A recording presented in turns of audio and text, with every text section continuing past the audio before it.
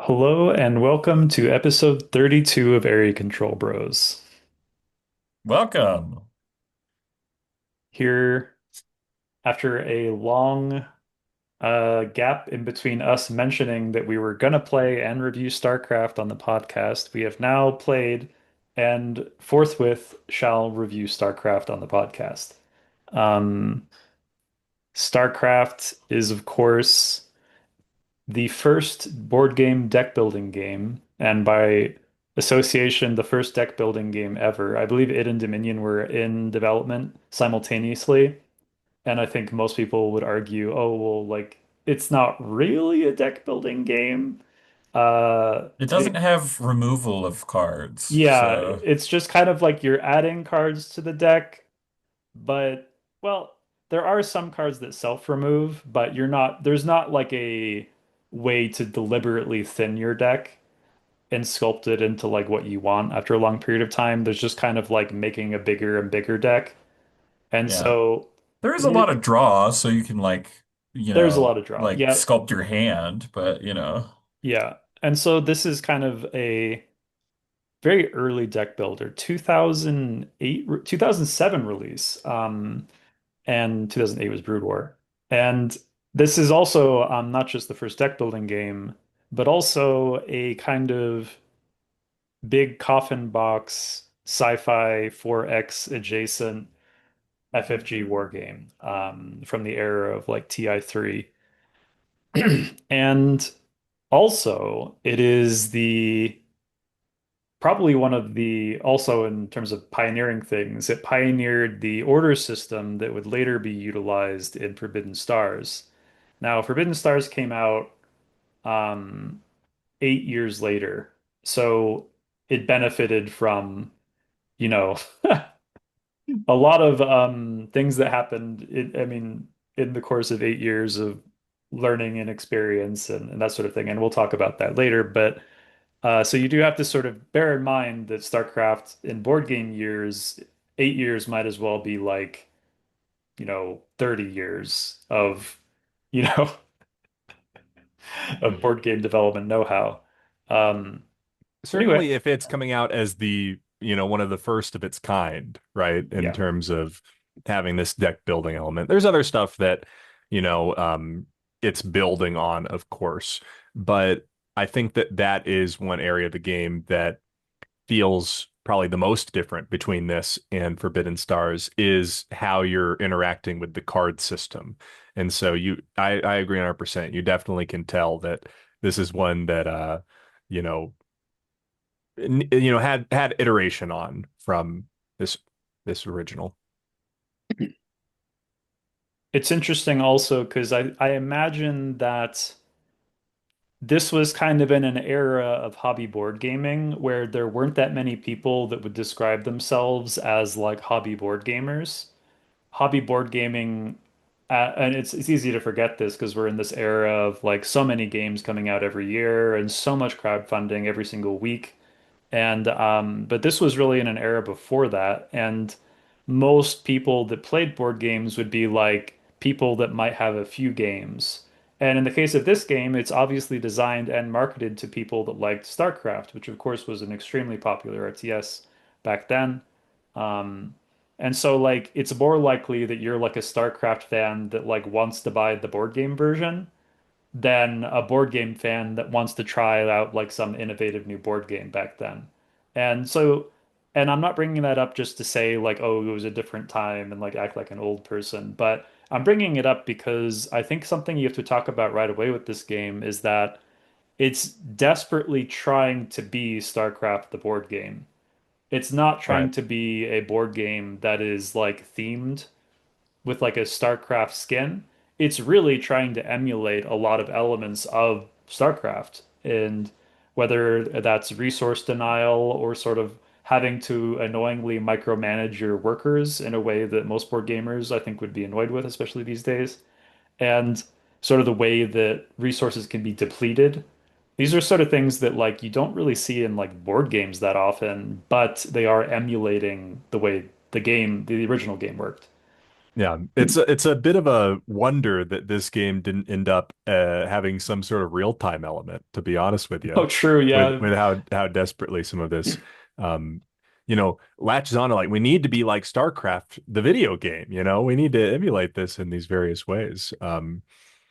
Yeah, so I suppose they could have done. I mean, it's not unheard of within the board game world to have a some sort of like even say not real time, but maybe there's like a timer or something that keeps you into where you have that time pressure and emulate that from the video game.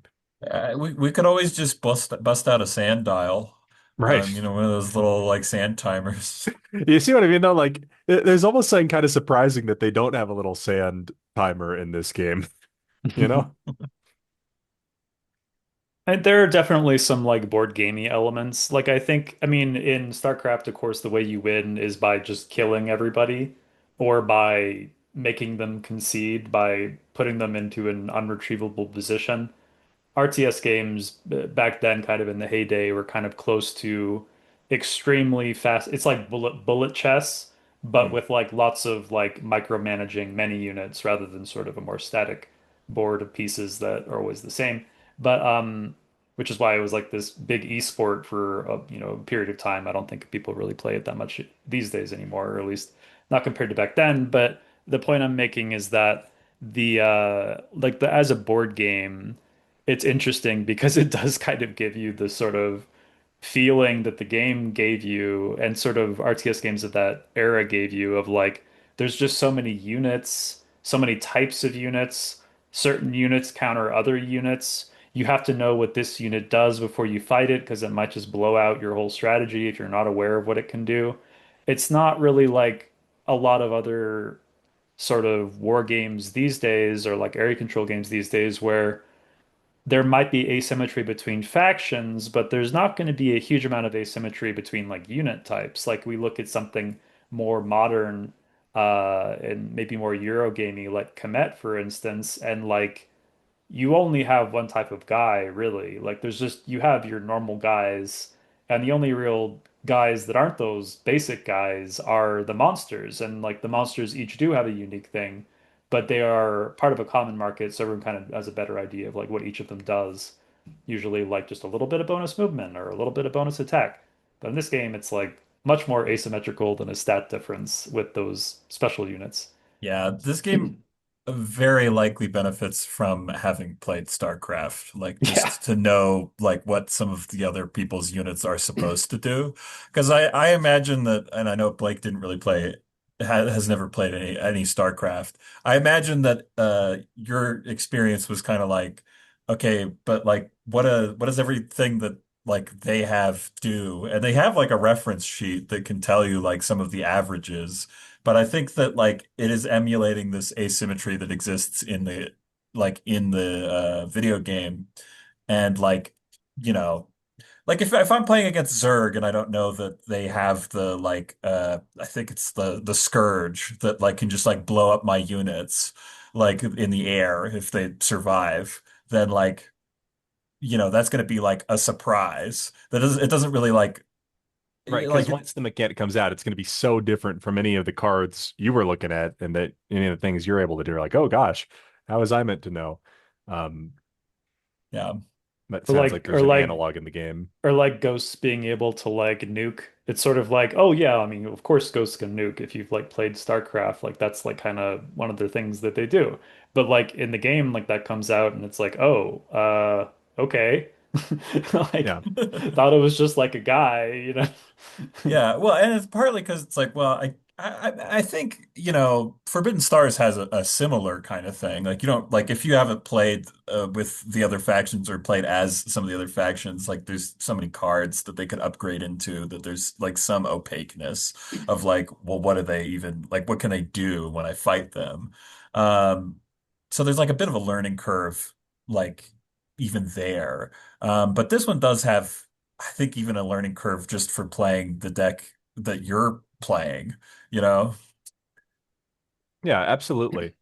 And I think that's some of the fun of it for me, right? And whether you're coming in with a background having played the video game or not, I think going in and kind of getting a real sense of, well, what cards in this deck are even good? How should I play this particular faction? How are these other people going to play their factions? Um, I think that's where a lot of the fun in this game is just the discovery because it is very, very deep. I mean, we're looking at a weight on Board Game Geek of 3.86. Like that's heavy, and I think that I would tend to agree with that rating somewhere in that realm feels appropriate. And a lot of it isn't from, necessarily having small, extremely difficult decisions. It's that there is just so much to decide on, so much minutia to wade through, and you've got to be willing to enjoy that and enjoy the process if you're going to really get into StarCraft, the board game. 0.02 heavier than Forbidden Stars Ooh. Hmm. on the rating. I actually, maybe this is a hot take. I think this game is significantly heavier than Forbidden Stars, but that's coming from the point of view of someone who has played a shitload of Forbidden Stars. Right. But I think that the thing about Forbidden Stars is we don't have to talk about like the whole discussion, but just to bring it up, I think Forbidden Stars streamlines a lot of things. And Yeah. it's crazy to refer to Forbidden Stars as streamlined because I think most people would not think of it as being a streamlined game. But compared to Yeah. StarCraft, I do think it actually has streamlined many things. And the things that are not streamlined, that are sort of an additional element, make sense coming from the StarCraft combat system as to like why they would make that change and why it's in the Forbidden Star system at all, like routing. But I think that it's one of those things where most of the heaviness in Forbidden Stars comes from the asymmetric decks, not Yeah. from like managing your economy or like managing the order system. And the order system in both games, inevitably, you will probably make mistakes because you have to do everything backwards and to wrap your head around it a little bit. But I think that the Forbidden Stars complexities are like more like, okay, they picked that card. Now, what is in my deck that can deal with that card? And really thinking about it and not in a kind of like you really strategize with your deck. I think in StarCraft, most of the deck building you're doing is kind of like, well, I've got some of these units. I guess I'll get the card that's associated with them from the deck because the cards in StarCraft are narrower. They're really not worth playing unless you have that unit at all. Whereas in Forbidden Stars, the fact that the cards, even if you don't have the special unit associated with them, and usually it's multiple units associated with the card, um, you still get the top part, which can be relevant. Like maybe it's like, well, in this situation, I'm not going to get the bottom of this card, but I just want the top and I want the symbols. And like that's enough for me to, you know, play Yeah. it. Whereas in this game, if you don't have the unit that's associated with it, you get the bad values. You get the bad numbers that typically won't be able to win a combat at all. No, they're really bad too. They're like half of like what the other values would be or less sometimes, like Right. you're really lower. Yeah, Yeah. they really punish you for not having the unit that's on the card. And when you're running around with as many units as you are, and for two of the three types of factions in this game, you only get six cards in your hand. Well, hell, a lot of the time you don't have the card that you need if you've upgraded. And so there's this interesting balance to be struck between like, and this is why I think I understand what you're saying earlier about, well, would you really consider this a deck building? Would you not? It doesn't have card removal, blah, blah, blah. I get a lot of the same sense, though, as with a deck builder, where you really need to think strategically about what cards am I adding in and really think about the ratios of cards you have in your deck as compared to, well, how many of those units am I going to be able to pump out? And it's this very dynamic equation that you're running. And frankly, to your credit, Will, on the idea of this game being significantly weightier than Forbidden Stars, I think that that is a hard equation to be running in terms of, well, what the hell cards do I put into my deck, given, my expectation of what units I'm going to be able to craft. That is really, really tricky. And I think that's something that people are going to get better and better at the more they've played this game, and you're going to have fun with Yeah. that.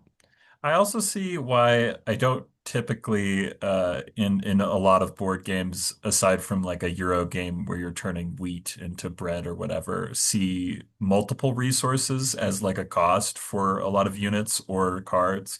And this one, I mean, they're emulating the game with, crystals. What is the crystal? Minerals Minerals, yeah. and Vespian gas. So like but it adds a level of fiddliness on top of also managing the like workers that you have as well. Um, I think that's personally the part that I think adds the least amount of depth to my thinking on the game. And I think you could completely streamline the like resource like aspect of this game. I don't know. I think there might be some strategy with like trying to deny your opponents like gas so they can't get like better units or better upgrades or something.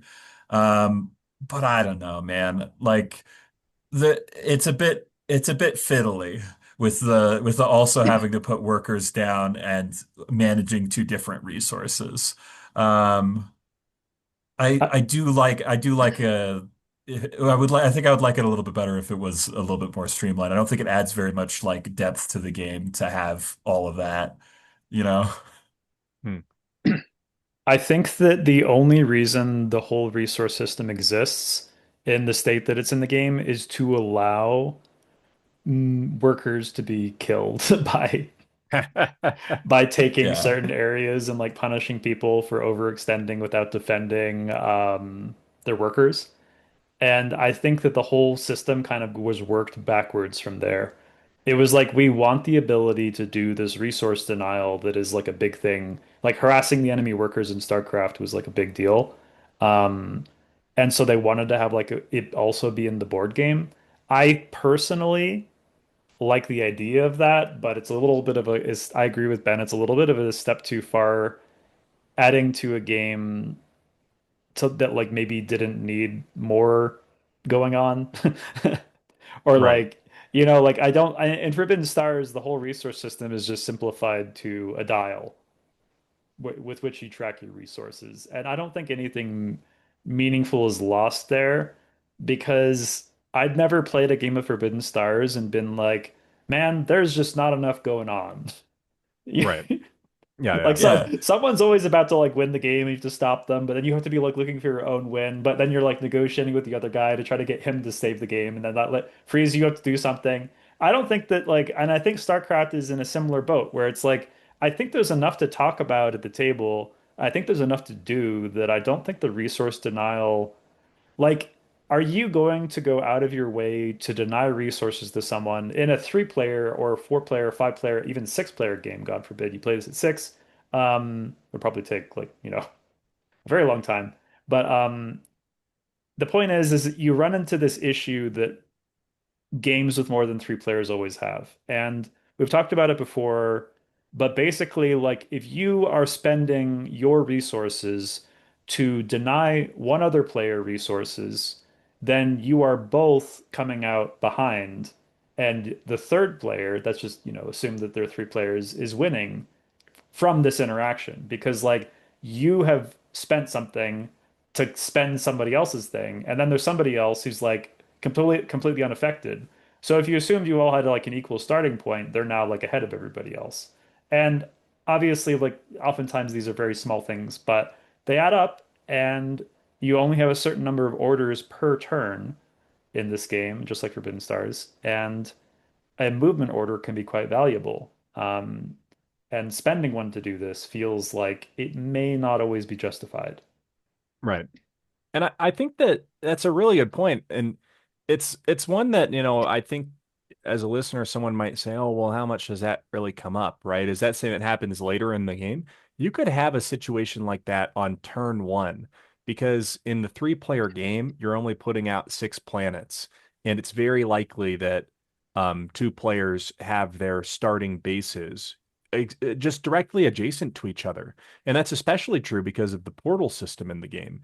This game encourages you to get out and, um, you know, it gives you the ability to fight each other extremely early on. And so if you're the player that's going out and saying, "Oh, well, you're gonna put your workers on the different planets that you have to gather the resources out of those, I'm gonna come and take those and destroy your workers early."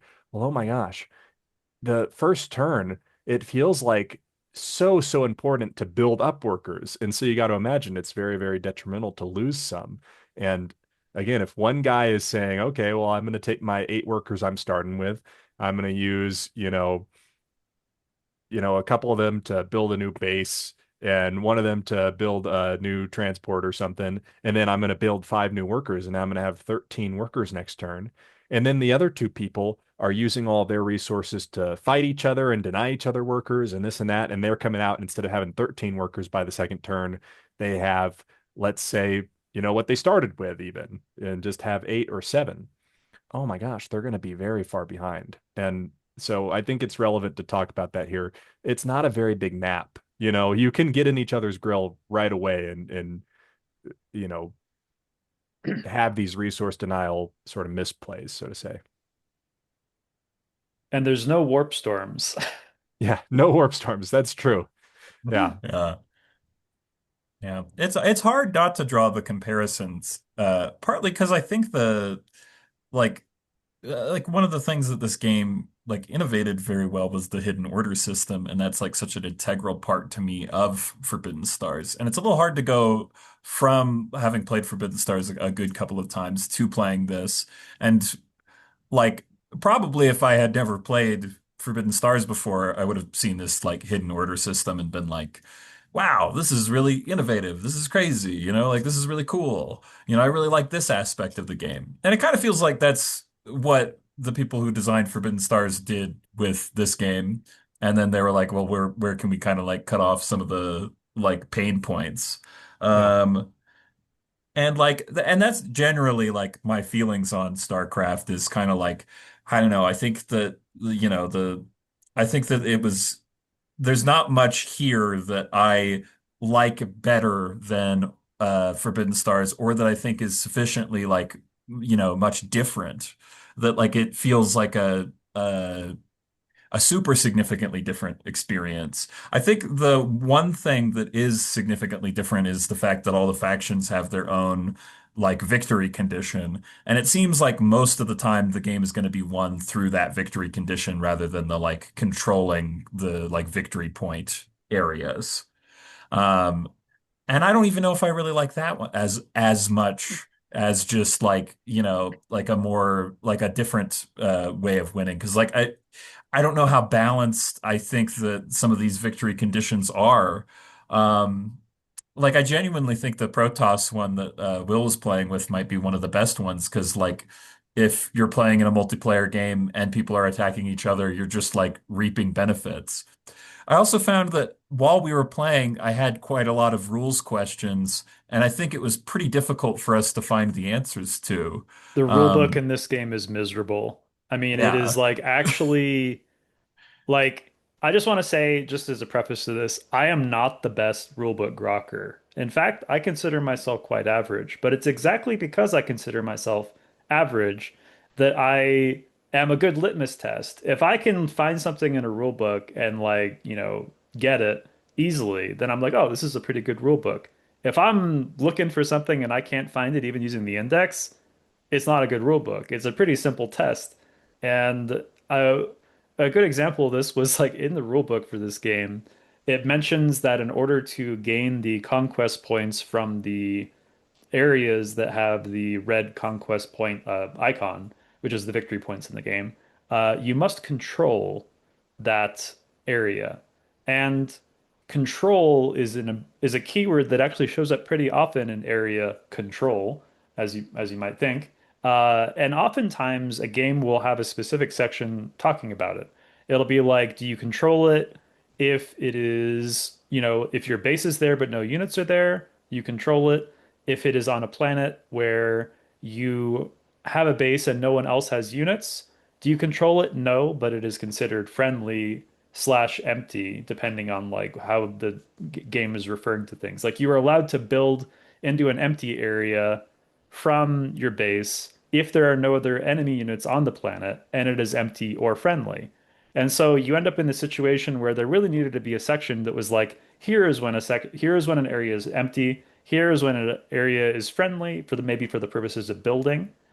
Because like what they really needed to do is say an area is friendly if there are no enemy units on the planet and you have a base there. That would have cleaned that up, I think. And that way it is friendly but not control. And then control, you explicitly must have units or a base there. And there is no such section anywhere in the rulebook. It is only implied. And ironically, in the frequently asked questions section, it says, "Oh yeah, frequently asked questions. By the way, just so you know, you must have units to get the points in this area," which implies that control is having units. But again, there's no section in the rule book saying this at all. I mean, I certainly did not find one after looking quite a bit. And you'd think that, as I said, in an area control game, that would be like one of the priorities is establishing like what is control. What is an area? What is What control? is an area and what is control in this game? Yeah, so that feels like a big miss. I mean, nobody's going to give the Forbidden Stars rulebook any awards or anything, but I will say that the Forbidden Stars rulebook has one thing going for it, which is that the rules reference of Forbidden Stars is basically one massive index. And it's kind of a weird way to do a rulebook, but it means that if you played the game enough that you're like, oh yeah, how does that work again? You can just go find it alphabetically and you can find the section really easily. And like, Forbidden Stars is a complicated game as well, of course, but at least I can find it. Yeah, the organization in this rule book is really one of the worst I've ever seen, honestly. It's unfortunate. Yeah. I Yeah. want to just point out too, it's not that the naming of this frequently asked question section at the back of the rule book is particularly funny in this context because they don't tell you the rule anywhere else, and then they call this section frequently overlooked rules Oh, is as that what if it there was? was Yeah, yeah, yeah. as if there was something to be overlooked. It's like I couldn't have overlooked it. You didn't put it in the book, you know? So just silly some of these. You know, it's an older game, and I think for the most part, rule books have gotten a little bit better about this type of thing. But gosh, what a thing. Um, Yep. And it's relevant too. I mean, because like, I mean, it's not like this is a rule that doesn't matter. It's a rule that does matter. But yeah. But Yeah. but sorry to interrupt that whole diatribe of the rule book. I agree with you, Ben. I'm not sure that the asymmetric win conditions are balanced. And one of the beauties of Forbidden Stars is that everybody knows what you're doing. It's like we are all doing it in different ways because our factions are all different, but what we're trying to achieve is very clear on the board. And it's like we got to get these objectives that are all sort of non-asymmetric. They're all obvious. They're physically on the board, and you pick them up when you get them and put them in a little area that everybody can see. And in this game, it's a little more nebulous because, like, I was playing I believe it was Tassadar in one of the games we played, and I basically almost accidentally won the game because stage three was triggered and I had the most areas, which if we had gone to the regrouping phase without nothing changing, I would have just instantly won the game. And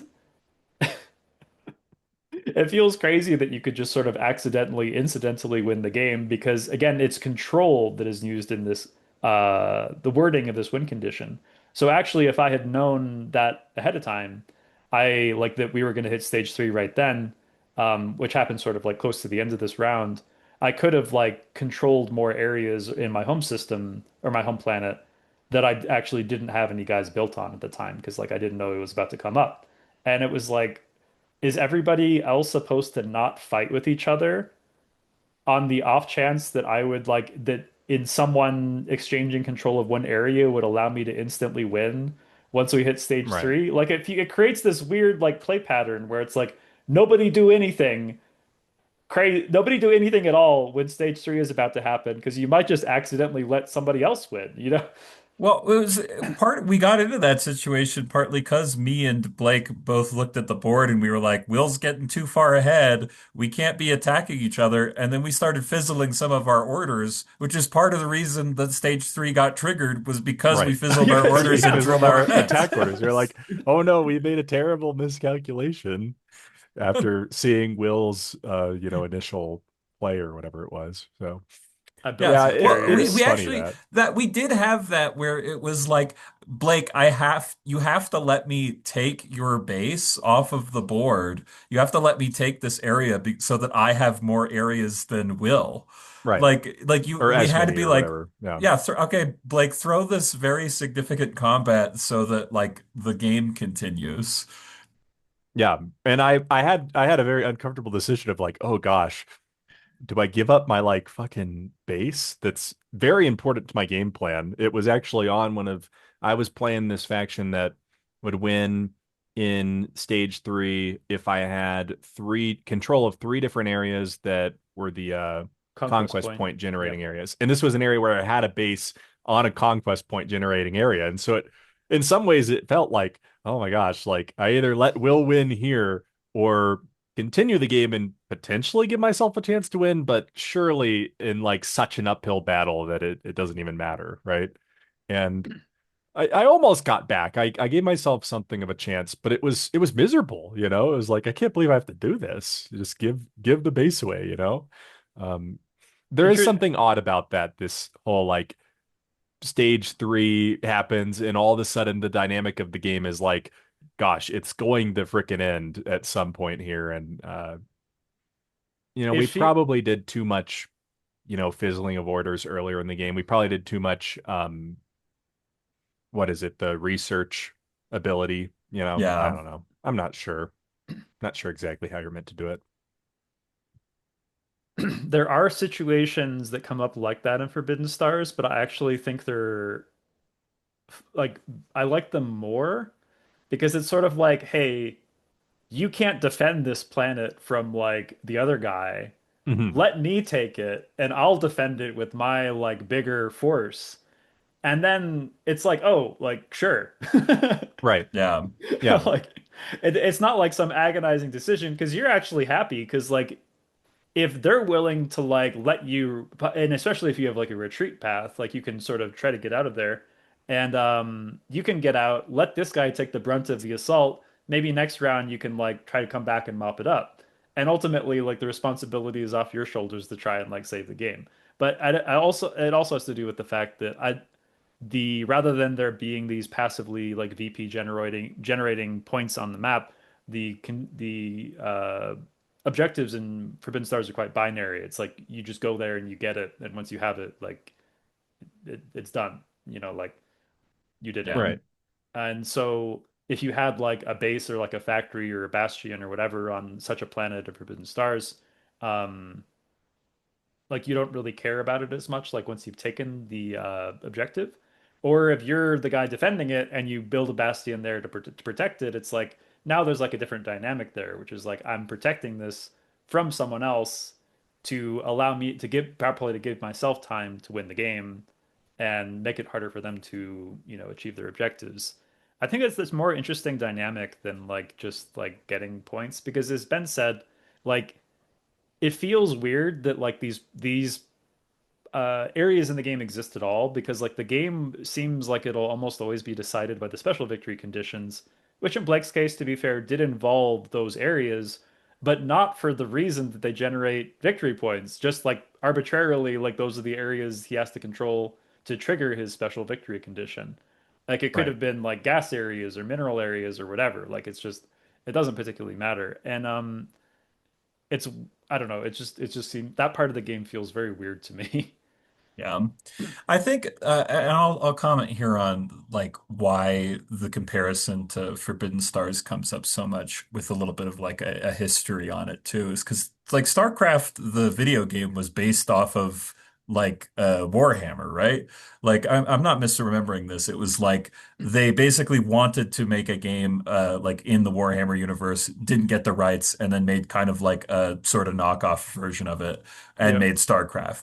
Which is kind of funny because then they made this board game based off of StarCraft, and then Forbidden Stars is kind of a knockoff off of the board game Yeah, of it's StarCraft. Right. time loops on itself, It's like Yeah, it's this telephone game. Mhm. The other point I want to make about that is part of the reason to draw the comparison is these are both games that are pretty expensive to find, and are both out of print, and are both similar enough and heavy. And if you are going to take the effort, I think, to try and track down one of these games and pay for it and try to play it, I genuinely think that you are better off trying to find Forbidden Stars than to try to find StarCraft. And that's, we haven't gotten to reviews yet, but that's where it is in my mind. Yeah. I don't think that's necessarily like ah, StarCraft has no place in anybody's collection because you just get Forbidden Stars, right? Like it's definitely still a complex, deep game that you could get into. And if you and your buddies were big StarCraft guys, I feel like you could really get into it and really explore all the different things that this game has to offer and enjoy it. If you're coming at it as, from the perspective of I am a board gamer and I'm looking for a great board game that has this hidden order system, I'm with you, Ben. I think Forbidden Stars would take the cake. And again, Forbidden Stars knocks most things out of the I water. was gonna So say it's a very it's it a is tough comparison, right? the shoes to fill are so big you could drive a truck into them. I mean, like Yeah. the Forbidden Star shoes can't be filled by just about anybody. But I think that I agree with Ben though. I think and honestly, like if your first Hidden Order game, it should be Forbidden Stars. Your second Hidden Order game, it should be Battle for Rakugan. Your Hmm. third Hidden Order game, then maybe we're talking StarCraft, I think. But because I think the thing is that as Ben said, Forbidden Stars and StarCraft are quite similar. So like if you have two Hidden Order games in your collection, you kind of want them to be like different.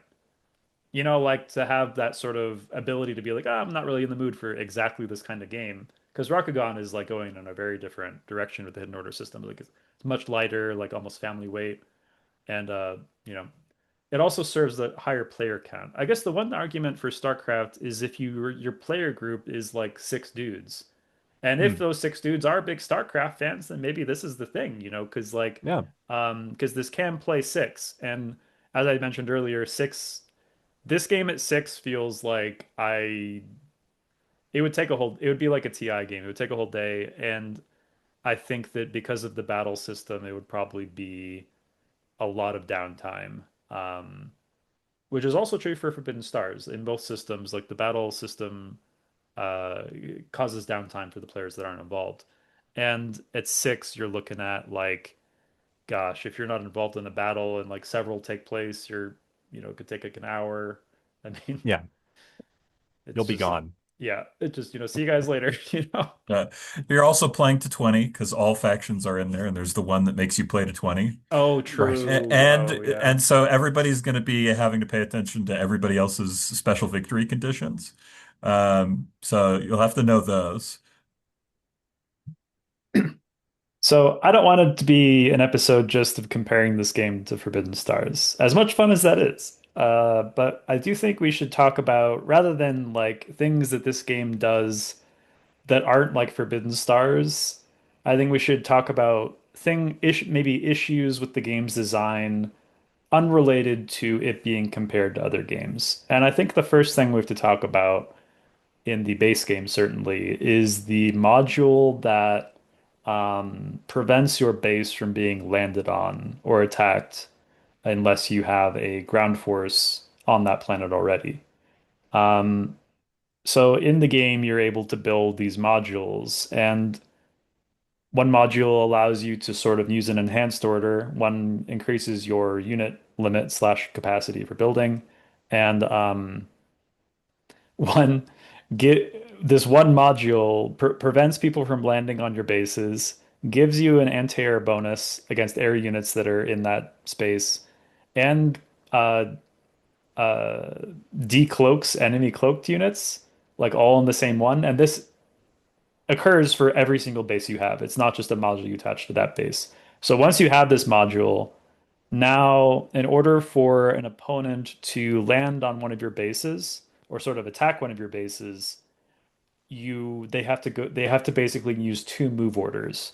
Because you could even leave the base empty and just have your guys everywhere else on that planet, and they'll still have to just fight one of those spots before being even allowed to move to the base spot. And I think this is actually kind of a huge problem in the game. I bring it up because I know that they fixed this in the expansion that I don't own, but I read the rule book and I saw that they gave you the ability to sort of sacrifice transports to be able to break through and land on the base. But again, it's you're sacrifice something to do it materially, both to acquire that ability and to sacrifice the transports. I do think that it means that this is kind of a turtley game in some ways, especially with the way that the special conditions are. Forbidden Stars is hyper aggressive, and because everything that you need to get is not where your home system is. You got to get out there. And because of the nature of this game, special win conditions are, especially for some factions, sometimes you just need to hold what you have. And the easiest way to do that is to get this module and really make it quite difficult for your opponents to come after you. Yeah, you could also, if you lose the fight, if you have cloaking and they don't have detection, you could retreat into your base. You know, like if you lose one of the fights on the other part of the planet and you have cloaking for some of your units, you know? Right. And then they kind of need to beat you twice at that point. Not only do they have to use the two orders, and when you're talking about a six-card hand, even though you get your three-card draw during the combat and you get your three cards when you do your um, research action and all of that good stuff, it seems like with the way the units and the cards need to match up, you're often going to run out of, let's say, the right cards by the time you're getting into that second battle. Um, Certainly, if you're talking about four lanes of battle, what do they call them? Four skirmishes in each of these Yeah. two battles, right? To have eight cards that actually match up with the units that you want, um, can be a pretty big ask. Yeah, I do think the combat system is quite interesting in this game. It's not like anything I've really seen elsewhere. You do this kind of like lane battlery thing, like you were saying. Like you line up one to one with like the units that they have, but also like uh you like if you have more units than them, it just is like if they just have one unit, it ends up being one lane. And then your units like support the other units. There's some stuff with like splash damage where you could kill some of their units that are behind them.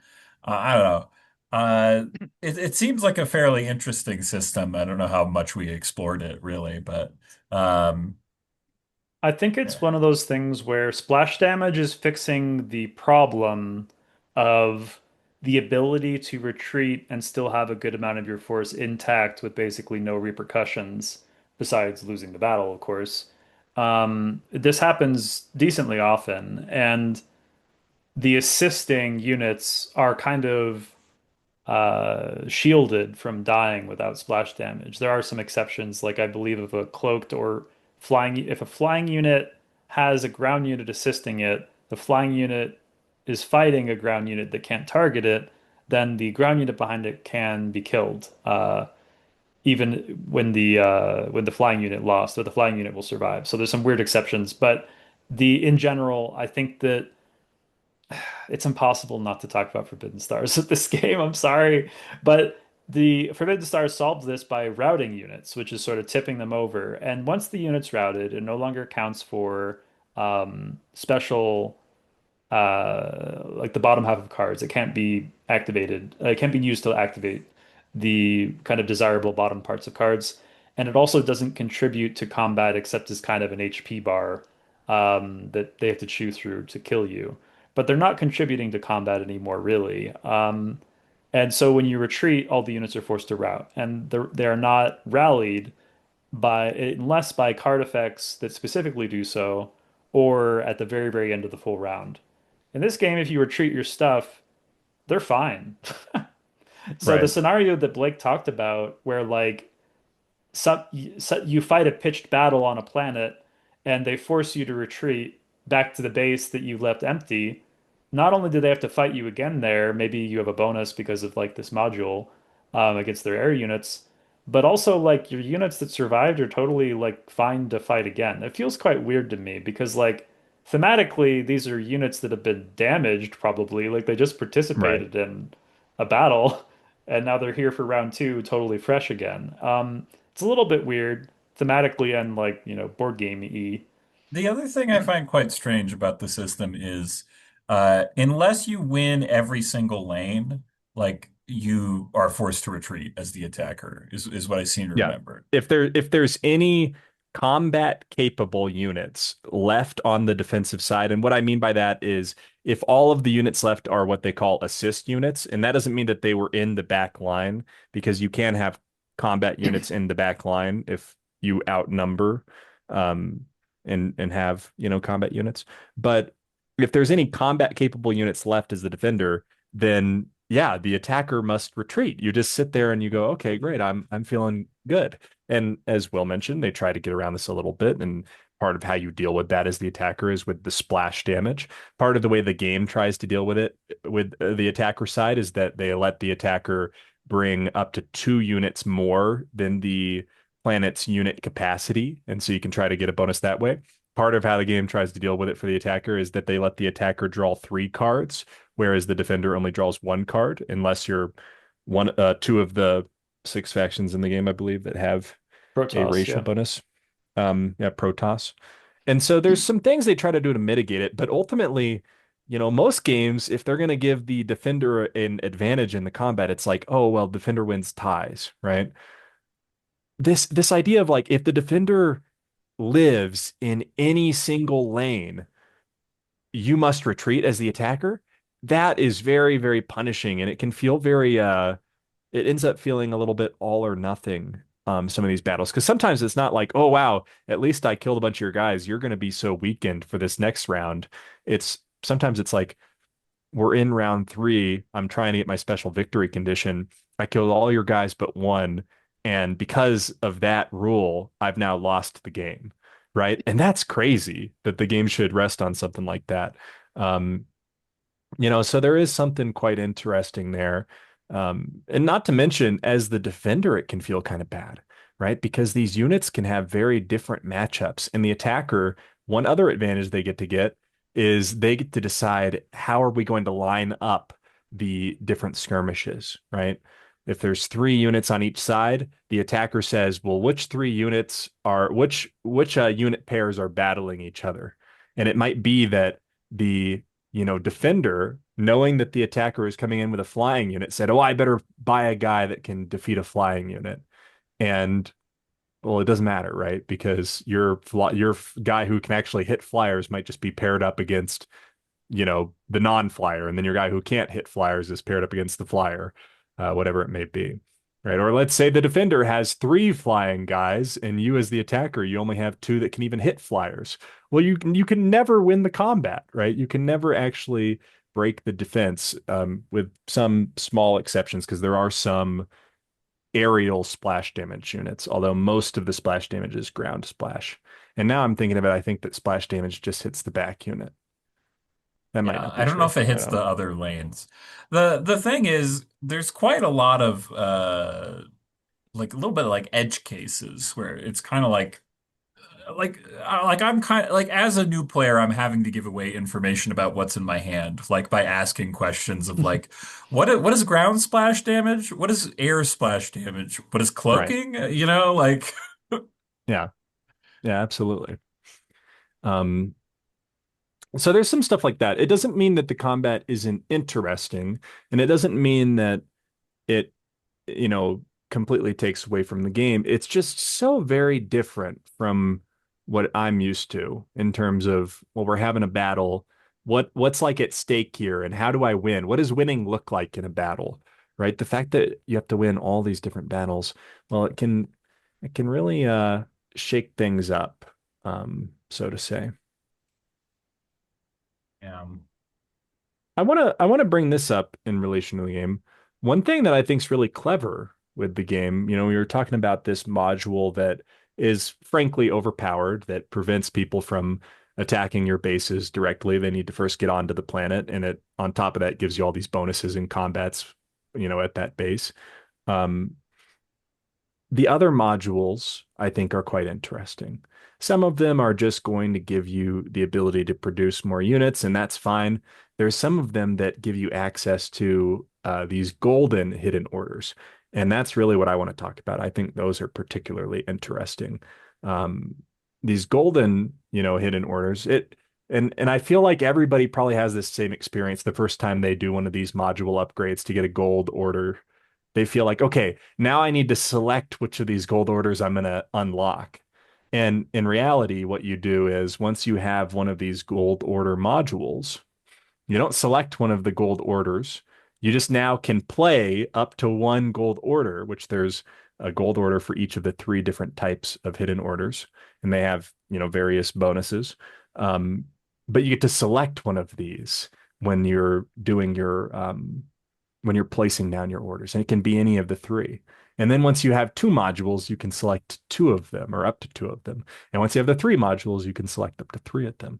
And not only does this get you access to a particularly strong version of the different order, but it also gets you access to the ability to use any given order three times instead of two for your, you have four actions that you're placing down. The And so triple having three of move. them, yeah, the triple move being the most relevant one.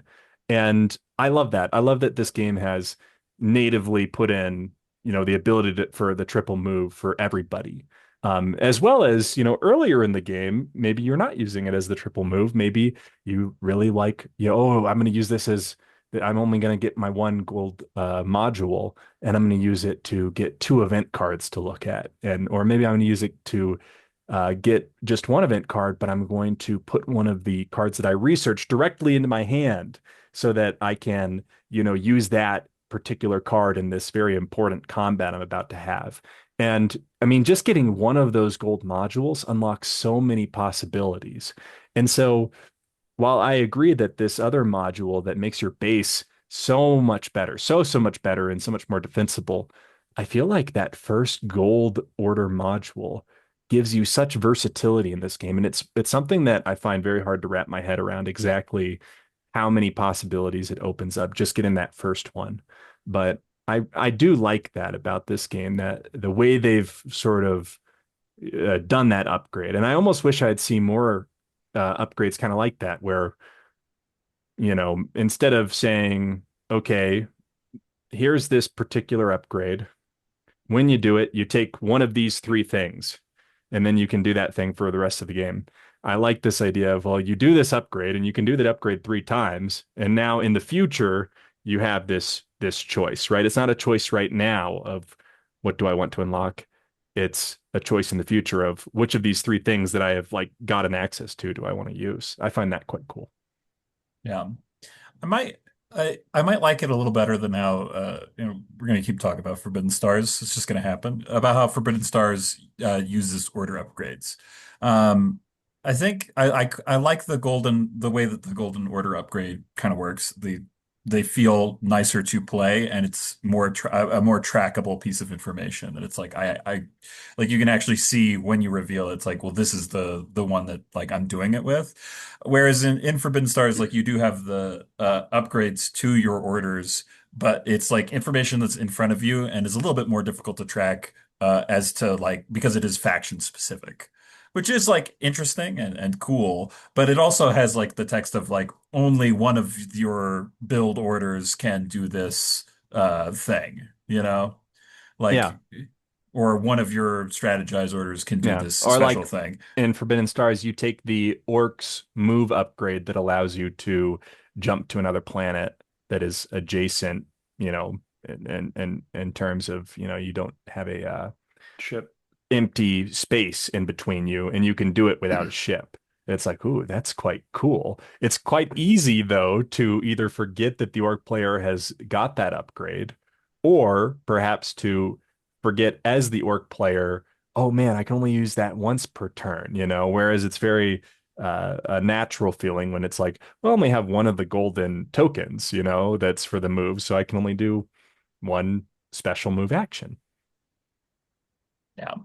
So I do like that quite a bit. I do like how they handle the like order upgrade system in general. And I do like that it is kind of generic and that at least that part of the game is fairly streamlined in that you do just have the like three order types and then maybe you get like a special one when you've like upgraded into it. Yeah. Yeah, I don't think Forbidden Stars necessarily suffers for having not done it because there's interesting things they do with the asymmetry and the like. But I do think that that is a part of StarCraft that works quite well, that order upgrade system. So Yep, agree. you only have so many spaces for modules as well. I find it hard to believe that the extra unit build capacity modules are all that good by comparison, you know? Yeah, I the other factions that me and Will were playing had five slots. I Yeah. think the Zerg only have three, but I don't know why. I do agree that it is a little bit hard to justify, I think, picking one of those up in lieu of being able to like pick something else up that might be more important. Yeah, like maybe with a double build order, like late in the game, the first build order, you pick one up so that you can build more units on the second one. But by that point, you're probably building your more expensive units. And hell, you only have so many workers, you know? You only have so many workers, even if you have the resource cards to you know, in theory, pay for these units, you might not have the workers to do Yeah. so. I do Yeah. wonder if there's a strategy that we're maybe not employing, which is just like, the Zerg rush or the like, just, just like make a bunch of Marines, like just poop out like all of your Marines like immediately, and just like go for it. And like, yeah, because we did not play, I think, very aggressively, partly because we were just figuring out what the heck was going on. But I do wonder if there's a viable strategy of like, early aggro. I'm just going to make a bunch of cheap units. I'm going to research stim packs. I'm going to like have more unit capacity so I can just pump out like five Marines and just get them all out there and then throw them out and then they die, but they're only a mineral each, so who cares? Yeah, perhaps so. I suspect that it's not a terrible strategy, but you might run into some of what Will was talking about, where then the player that you're not attacking is suddenly quite happy because it's like, ooh, well, you've kind of blown your load turn one and made your, your six Marines or seven Marines or eight Marines, whatever you've done. And I'm over here and now I have twice as much capacity for generating crystals because I've built up all these workers and I'm going to have better units than you quite soon, that sort of thing. But, I suppose it's quite possible. Yeah. Think it is. I don't think that's like, I think it, for the Protoss, it's a little harder because I think the Zealots cost two, but there is a huge difference between one mineral and two mineral cost units, Hmm. especially early game, because your economy in this game is fragile for reasons we spoke about much earlier, but also it's kind of like not that big even in the end of the game. Like if you lose a lot of units, it is quite crippling. And there's nothing wrong with that. I think that's fine and good. But I think that it's worth noting that, like, if you spend your economy building a bunch of Marines, there you can't also be doing other stuff, like, or, Mhm. like you really, and as Blake said, you're constrained by workers, especially on the first turn, quite significantly. So, like, you really can't be doing everything. You have to, if you are going all into a strategy, you are quite literally all in on it. Like, you can't be also teching up your buildings and improving your economy and rushing people down. Like you can't be doing And all if those you're things. doing these early battles, my guess is that you're probably going to run out of steam more on the card play side than anything, just like losing, eventually losing some battles because you don't have enough cards to play for your basic units. There is something there, right? Of like you kind of need a diversity of units so that all the cards in your hand are relevant, you know? Yeah, true.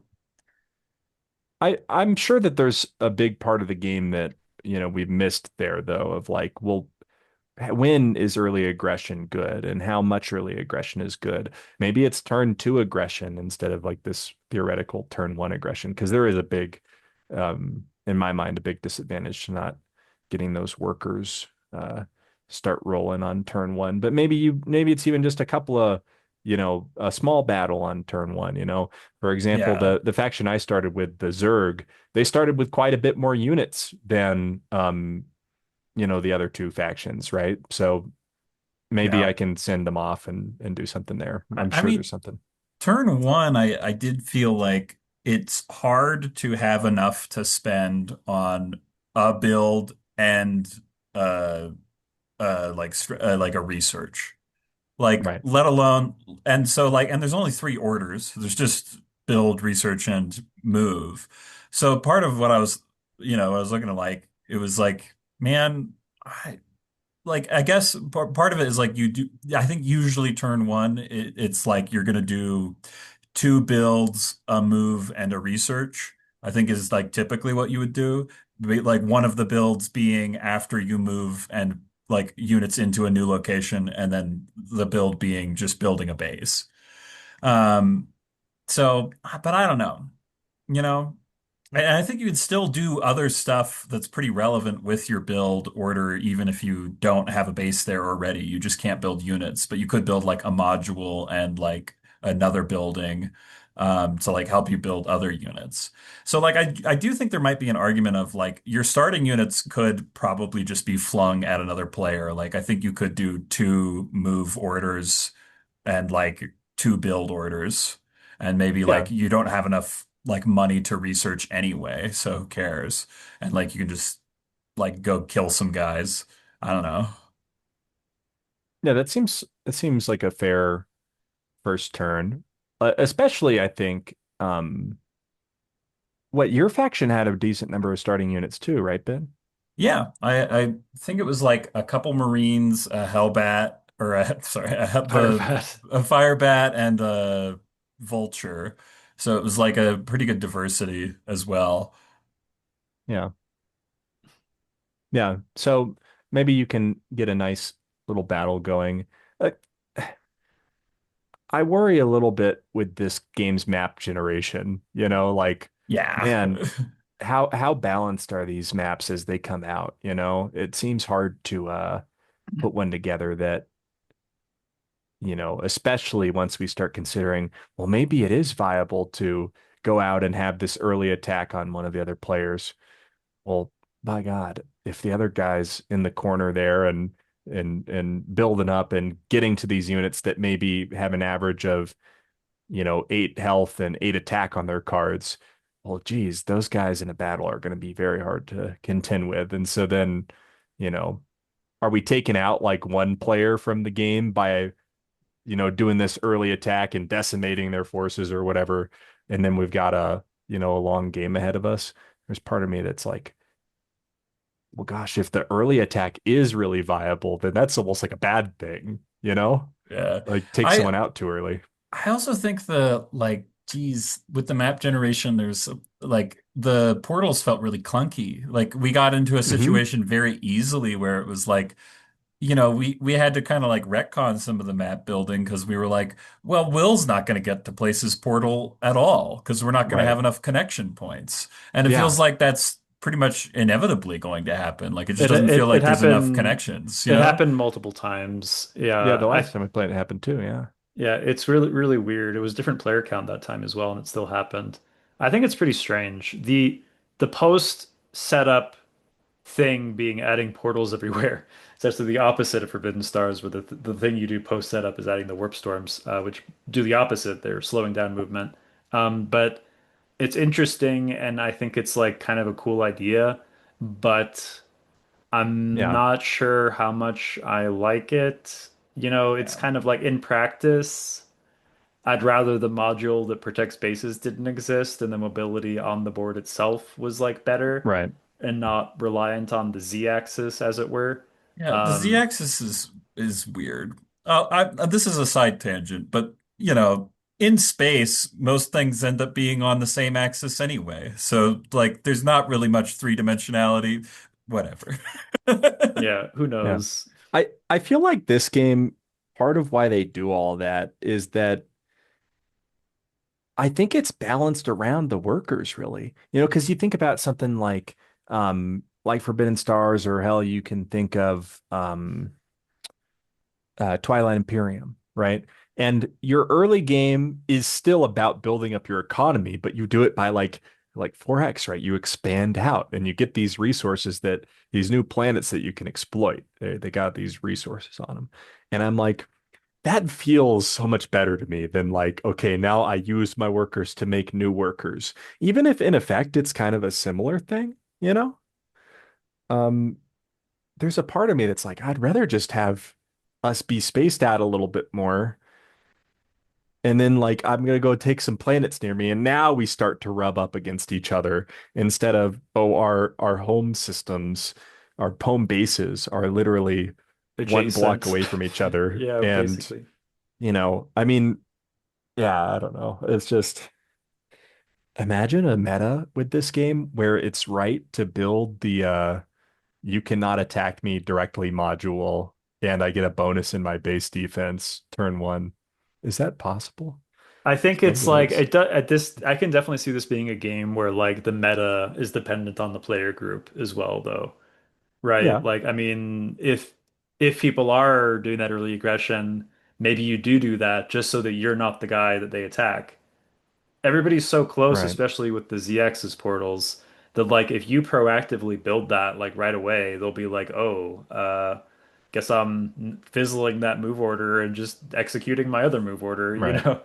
Well, Yeah. yeah, like maybe in the setup you put all of your starting units on the other two spots on your planet, or the other one spot, or the other three spots on your planet, and then start by building that up if you're in the right part of the turn order or whatever. I When don't really know. does the base get destroyed right away, or is there some weird stuff No, with that? exchanging control of resources and destruction of bases and transports occurs at the like in the regrouping phase, which is like after the main stuff of the game occurs. Okay, so if you do get rushed down and you don't have the module, and like I'm just thinking of an example where say you're first player and then somebody like tops your build stack with like an advance order before you can even build the module that would protect your base. Right. Like they could move into your base. Could you build units like into your like base spot to like fight them off? I don't know. That Yeah, that's a again, good here's another question. question we have. Um, because it's like, well, yeah, even if you do set it up so that it's like, well, I'm going to get that module that prevents them, and then you've just like made a massive target where it's like, well, let's go kill his base before he can get that module, Right, and right. then take him No, out of I the mean, game completely, you know? yeah, yeah, yeah. Like the idea that you can be taken out of the game so early on is a little bit like, oh gosh, that sucks. But, or like imagine that even if they're not taking your base, imagine you are on a starting planet that has a three crystal or three mineral spot, and not anticipating that they're going to move into that, or anticipating maybe that you can defend it properly, right? You And you can't you put can't three workers on it. you can't build if there's an enemy unit on the base, even if the base isn't destroyed yet, because Oof. it's not friendly or empty, so you're kind of blockaded. Oh Yeah. yeah, yeah. That So makes sense. genuinely a terrible strategy to not have your base defended in the very beginning. Yes. Like genuinely would you'd be so boned if you left like one Zergling there and they're like, I'm gonna take all my starting units and kill it and then take sit on your base and then you can't do any Right, of the orders that you You're just had out for of the this whole game. round. You're just player Yeah. eliminated at that point. right. Yeah. I guess I'm gonna drive home. I don't Anyway, know. would you guys like to go to ratings? Yeah, I suppose I'm ready. Sure, yeah. Who would like to start? Shall I? Sounds like you're quite tuckered out, so maybe you should get it out of the way so you can snooze off during our ratings. Okay. I like StarCraft better than some games. Wow, okay, that is I think I'm stuck between a 5.5 and a 6, and I think I'm gonna give it a 5.5. Um, with that being said, it is a big, epic, cool game. It's got all these great miniatures. It's got a great table presence. I feel like a lot of thought has been put into the design, and that a good amount of that thought that's been put in the design is how do we make this like the computer game? And as someone who hasn't played that, I and doesn't really care, it takes a lot away from the game for me. I wish there were no workers. I wish we would do away with the workers. I feel like what this experience is meant to give me is not exactly what I'm looking for out of, a area control game, right? And so for that reason, 5.5, I'm pretty happy to play it still. Like I think it's exciting, but I'd prefer most other area control games. Yeah. My rating is in a similar boat. We have advanced a lot as a board gaming culture since this came out, you know. I think there's quite a lot of games that I would prefer playing than StarCraft. And I do think it shows its age a little bit. And then, so for that reason I'm giving it a five. I I would be interested in giving it another shot, I guess. Um, but man, there is a good amount of rough edges here that I think in a more in like a in the modern day, like if you were to give this another pass, I think you could sand down some of it. Like there's quite a few pain points in this design for me. Um, and it does and the lack of support in the rule book for for a lot of it adds some more discomfort onto it for me as well. So yeah. I think I'm in a similar boat as you guys. Whoops. I'm getting assaulted by a pop-up. Anyway, I'm in a similar boat as you guys. I think I'm also gonna go 5.5, and I could be convinced to go to 6 just because I'm the guy out of us three that actually grew up with StarCraft. Yeah. And so I do have a measure of nostalgia for the property, certainly StarCraft 1. And I kind of remember this era of board gaming because I was there. I And was there at the I, beginning. I was there 3,000 years ago. But I think it's one of those things where when this game came out, it might have been like an 8. But as Ben said, I think we have moved way past this in board game design and even more specifically area control design. There's so many things, and it's so hard not to bring up Forbidden Stars when we talk about this, not just because Forbidden Stars is like sort of the re-implementation of this game in many ways, but also because like there are so many ways that Forbidden Stars improved on this. And I think a lot of it is like stuff that you may not think of as like the defining feature of a game, but it's important. Like the fact Forbidden Stars, your deck is always 10 cards. And when you purchase new cards, you automatically thin the deck down to 10. That's huge. It is genuinely massive, and it lets you really sort of lean into a certain strategy. The fact that your deck is so big in this game, even with the ability to draw a bunch of cards, provided you're not defending all the time, and you're not Protoss or you're not research. Anyway, again, this game is always like, oh, but there's this one situation. Well, not counting this. Well, it did this exception. I think it's like it's very hard to sort of pin down this game strategically and tactically even. And sometimes like battles will be decided by like, oh, we've had battles where it's like, oh, this is looking like it's going to be a close one in terms of units and stuff, and then one person's just like, oh, I guess I win because like you didn't have the cards associated with those units. Right. Again, that doesn't really happen in Forbidden Stars. Like you might not have the best hand you could have, but you drew 5 of your 10 card deck, and your deck is 5 cards with 2 copies each. Like it's almost impossible that you don't have something to do, you know? Like whereas that is kind of possible in StarCraft. Like you really, and especially in consecutive battles, whereas Blake talked about earlier, like, if you have to do this ground battle, then do the base battle, you kind of had to spend some of your good cards to get in there in the first place to ensure that you are not retreating as the attacker. And now you're stuck with a hand that probably kind of sucks, you know? Whereas again, Forbidden Stars, every single battle, it's a fresh 5 out of that 10. You're going to be seeing a lot of consistency with the deck that you wanted to make. that's a big deal. And that really changes how much you feel like you're in the driver's seat, um, which I appreciate.